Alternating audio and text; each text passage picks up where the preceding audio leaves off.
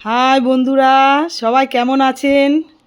চলুন এই দুপুরে, শীতের দুপুরে আমার সাথে একসাথে ছাদে গিয়ে আমরা পেয়ারার আচার খাই।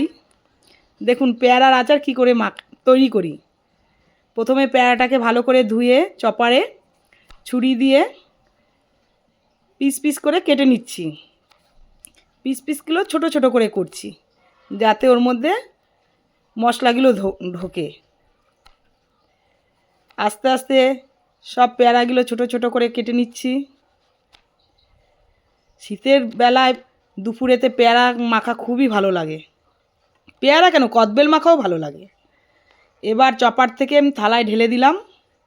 এবার লঙ্কা বিট নুন দিয়ে ভালো করে সেটা ডলে নিলাম যাতে লঙ্কাগুলোর ভালো করে মাখা হয়। এবার একটা বাটিতে তেঁতুল ভিজিয়ে রেখেছিলাম, তেঁতুলের বীজগুলো সরিয়ে নিয়ে ওই তেঁতুলটাকে ঢেলে দিলাম। এইবার ওই পেয়ারা আর নুন আর লঙ্কার সাথে ভালো করে মাখছি। ভালো করে মেখে তারপর তাতে কাসুন্দি দিয়েছি। দেখলাম প্রথমে কাসুন্দি দেওয়ার ওইটুকুতে হলো না, আবার আমি অ্যাড করেছিলাম। এই দেখুন গন্ধরাজ লেবু পাতা এর মধ্যে অ্যাড করছি। গন্ধরাজ লেবু পাতা আমার বাড়ির গাছেরই।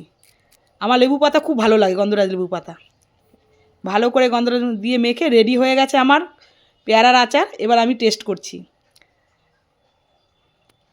খুব ভালো হয়েছে পেয়ারা আচার, সত্যি।